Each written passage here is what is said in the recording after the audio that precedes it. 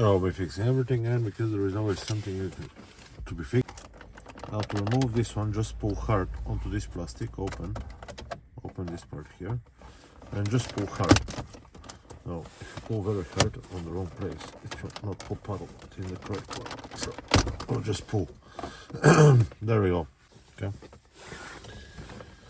Now here you can see a little retaining clip. Can you see it? Right there.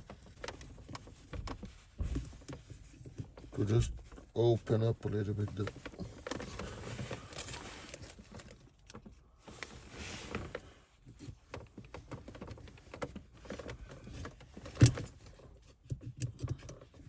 plastic. Yeah. And now we will just pull. We'll just pull up. There we go, just like that. Yeah. Good.